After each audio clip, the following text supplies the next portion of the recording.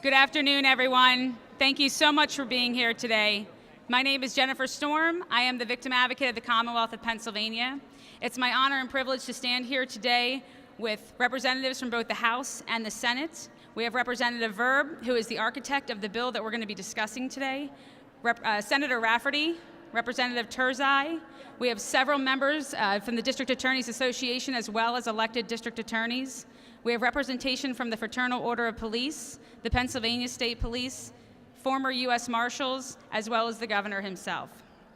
I want to thank Representative Verb and all of the House and Senate leaders who are here today, who I worked with to help make this bill a reality. I'm calling upon every lawmaker in this building to please swiftly pass this legislation so that we may offer a new, unique, and necessary tool for crime victims in the Commonwealth.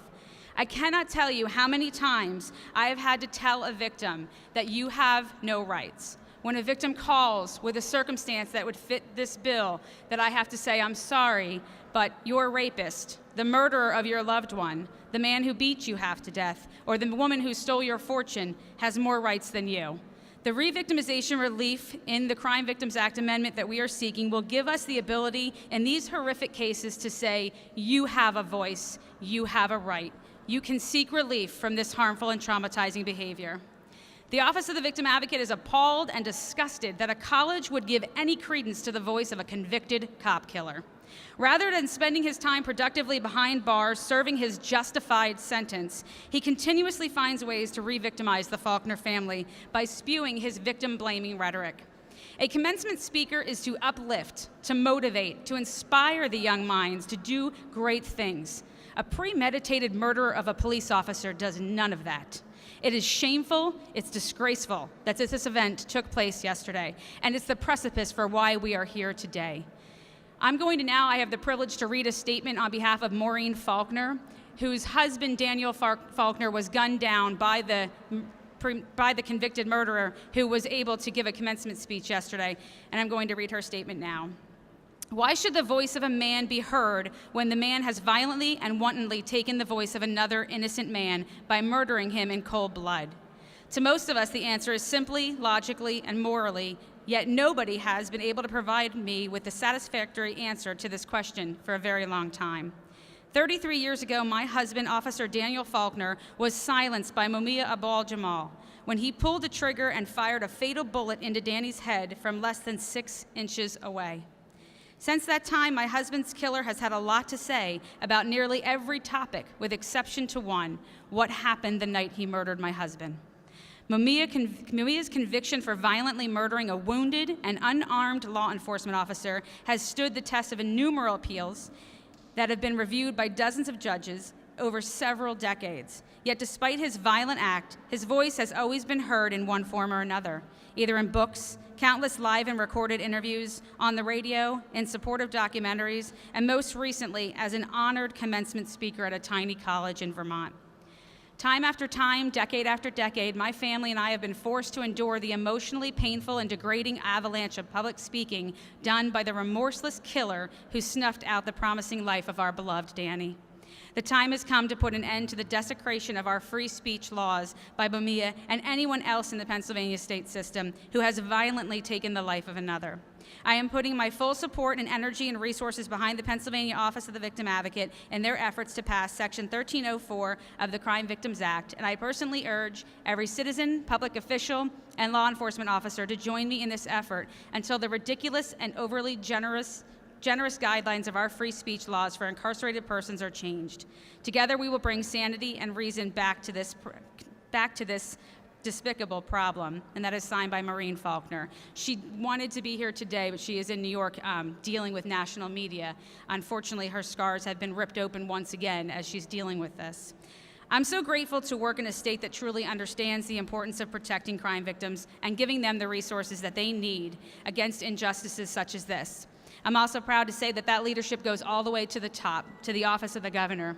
We in Pennsylvania have a governor who has built his career on protecting crime victims, from his work as a district attorney to his innovative programs that he developed as the Attorney General, and at his time here as governor of this great Commonwealth, where we have passed numerous laws ensuring and expanding the protection of crime victims. It is my privilege today to introduce to you your Governor, Tom Corbett. Thank you, Jennifer. Thank you very much. And let me start off this. Nobody can say anything better than the way it was just described in Maureen Faulkner's own letter. That should be, and I'm sure you can provide a copy to everybody in the media. As you know, I've been working with law enforcement almost my entire career, supporting all of law enforcement as we move along in the last 30-some years.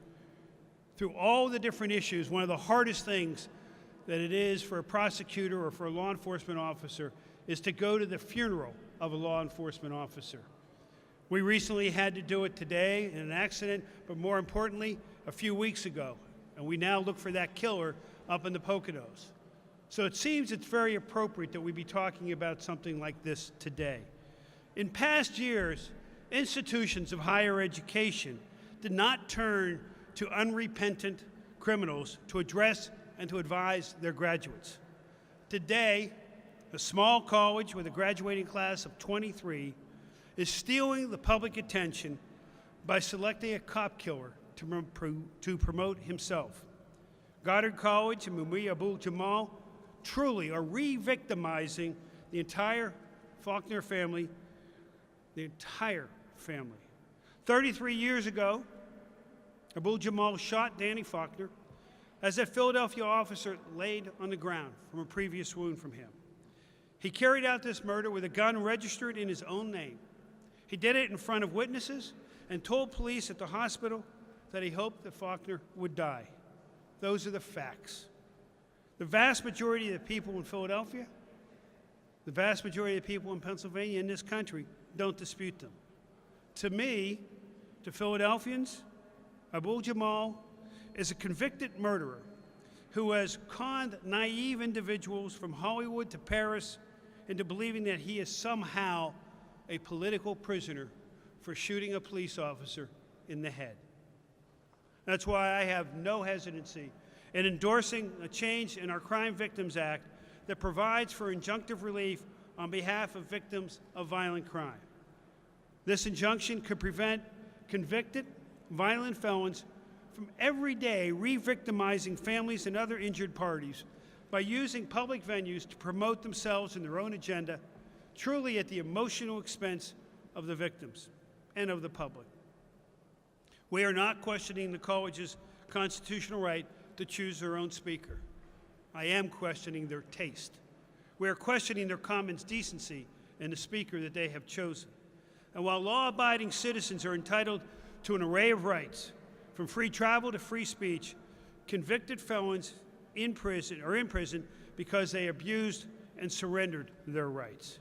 And nobody has a right to continually taunt the victims of their violent crimes in the public square. Thank you very much.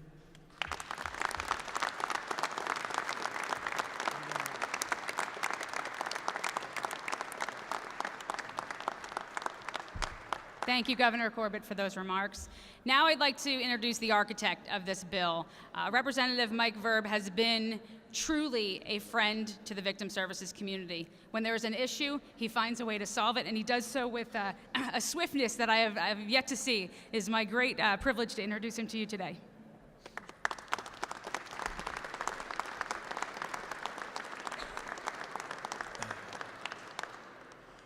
I just want to start off by thanking everyone that came on such short notice to be here today, including 4 busloads of cadets from the Philadelphia Police Academy who went to the trooper's funeral this morning for them to come here and see in full life, not just the funeral, but then to see what the legislature is doing to one step further enhance our protections for our victims.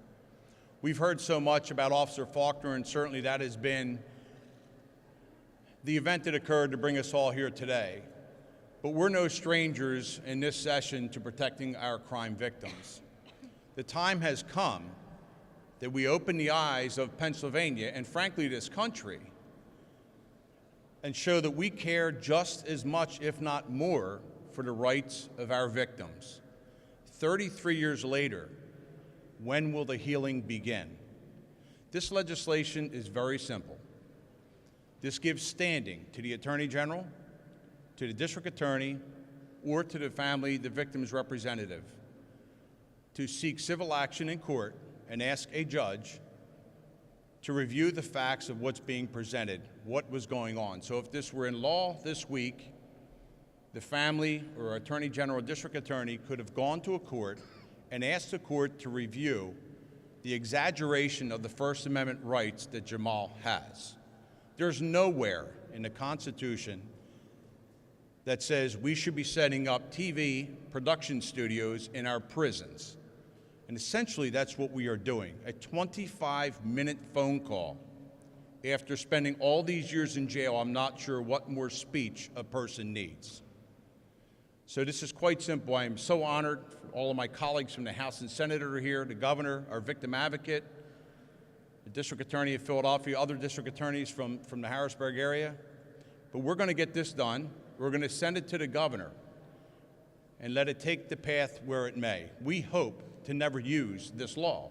We hope that actual people that sit in prison recognize that they themselves are there to heal, not tear the scabs off the wounds of our victims some 30 years later.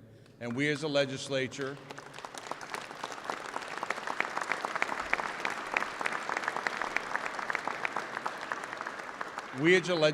plan on changing that, understanding that of course the criminals have rights. We've heard about them for dozens of years. But we need to make sure that our victims are going to have those same rights, just as we've done in other legislation. And we need to recognize that we're going to stand up for them and give them that equal voice.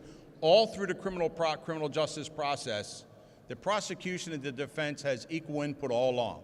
Well, for some reason, when they go behind a taxpayer-paid prison and do their taxpayer-paid college degrees and do their taxpayer-paid rants that Jamal is doing, we need to understand, we need to come to belief that it is now time that the voice of the victims be louder than the cowards would sit behind concrete and steel. Thank you.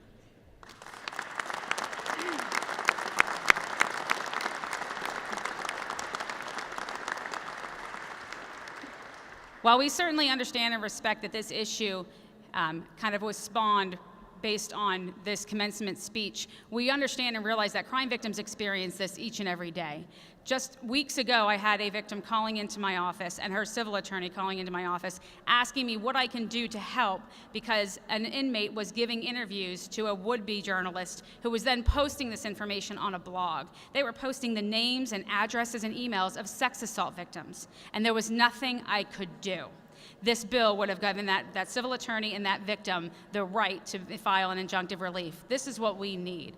It is my great privilege now to introduce to you Patty Tedesco, who has been dealing with this for 51 years of her life after her brother, a police officer in New Jersey, was gunned down. She's here to share her experience with you today. Thank you. On August 26, 1963, where some of you may not have even been born yet, my brother was a probationary patrolman on the police force for 5 days. He didn't get his uniform until he was buried. He and another seasoned detective were gunned down in a bar after checking a disturbance. Thomas Trantino is a well-known celebrity murderer these days. He has written a book. He was a speaker at Rutgers University. My mom, at 90 years old, was in a wheelchair going to Bergen County to fight him from doing a movie and benefiting from the proceeds of that movie. I will tell you, I was 11 years old. I have lived this my entire life.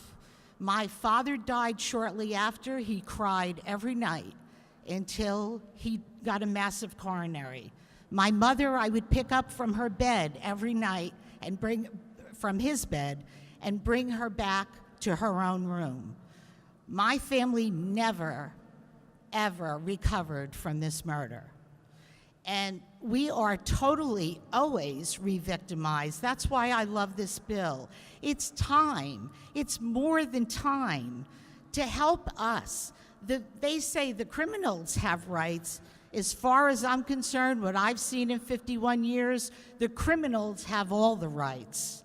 and we have none except to try how to live our lives. When I called Rutgers University and I said, I'm a professional speaker and I'm a victim, and you know the case, everybody knows the Trantino case. I would like to come in. You're going to have him speak? I would like to speak as part of the victims. They said, we're not interested in speaking to you. You see, they're interested in celebritizing the murderers. And that's what we've done. That's what we need to stop and give our families a break. I will tell you, I always wonder what I'd really have been like if I didn't live this. We never celebrated holidays anymore. It has even rolled down to my daughter, who's 25 years old. My book will be out soon on living this my whole life, but it's not about that. It's about doing something. We didn't have victim advocates in 1963. I'm very proud to be part of Pennsylvania now. I've lived here for 21 years. I do whatever I can for the victims associations. Thank God for all of these people who help people like me, families like me. The Voto family, the other detective, they're all dead now. This man killed everybody off.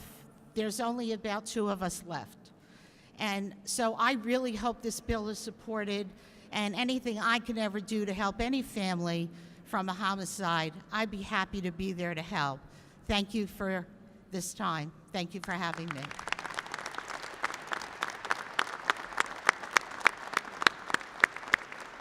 Thank you so much, Patty, for putting a face to this horrific issue. I want to now introduce to you District Attorney Seth Williams, who unfortunately on his watch has seen the unnecessary gunning down and horrific violent acts against law enforcement officers in Philadelphia, and he's here to share his experience.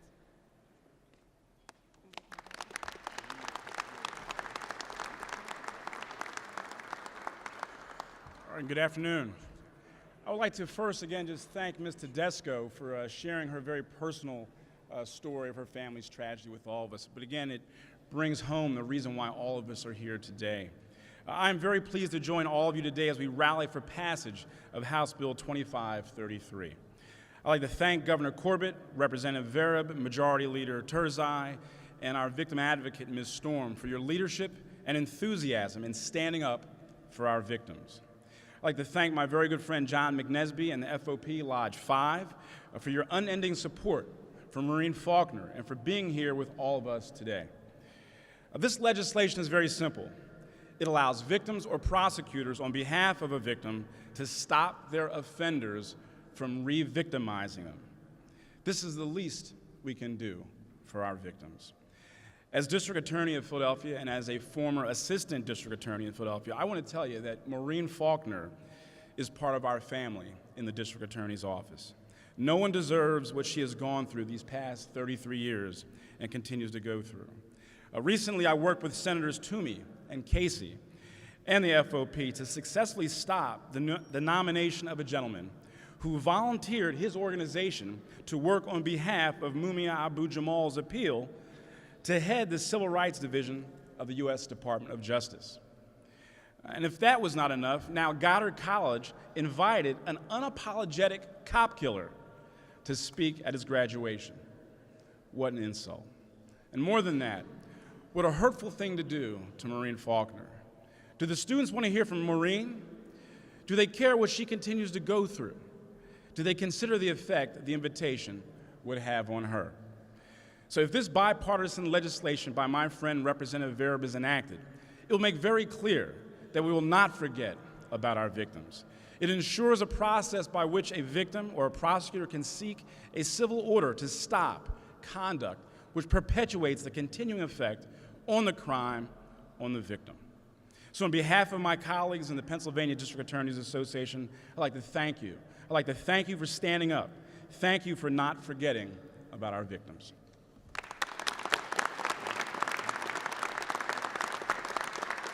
Thank you very much, D.A. Williams. I would now like to ask Senator Rafferty to come up and give a few remarks as well. Senator Rafferty. Thank you very much. Thank you. Well done, Michael.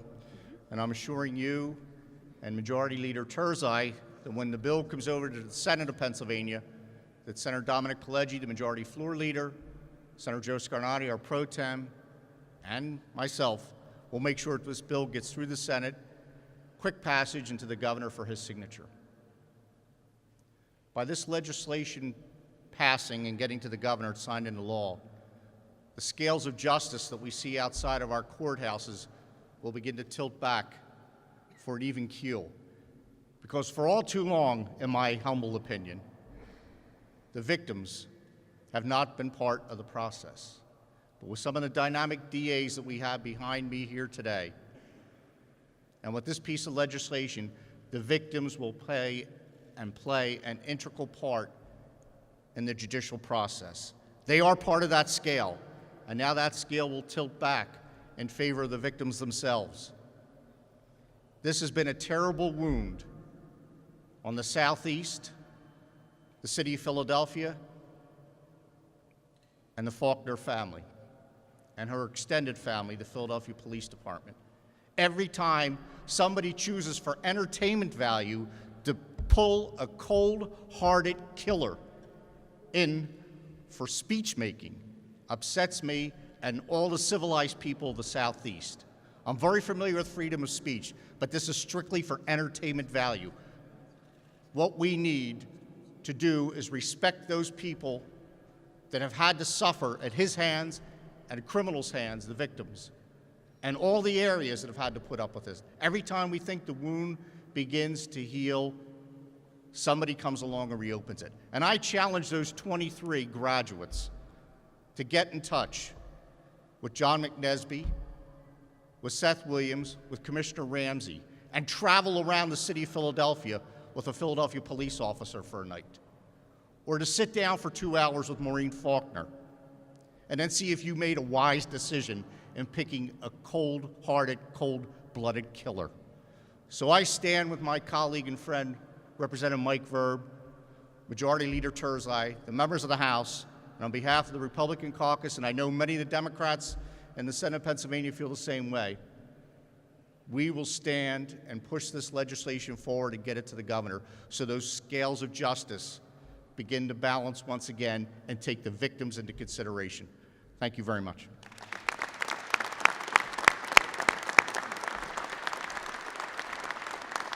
Thank you very much.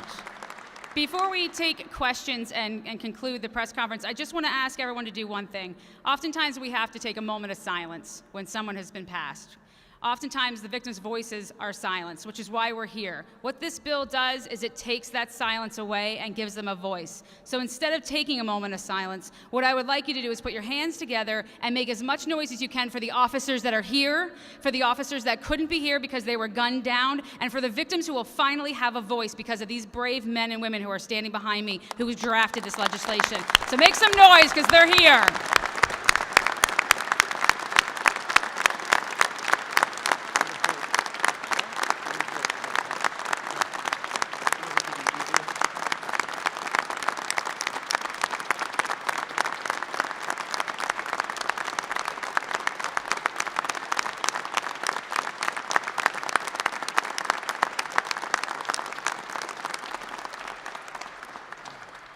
That does conclude the formal press conference today. However, we will be available for questions, and I believe Representative Verb would like to make some final closing remarks.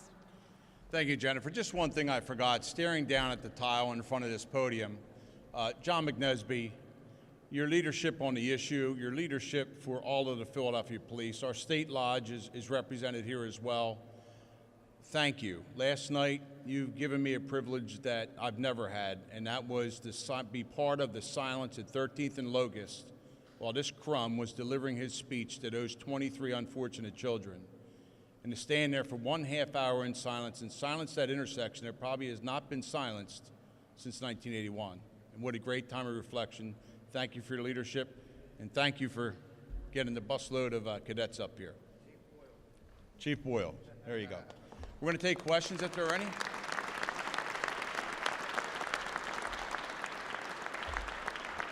No questions? All right. Thank you very much.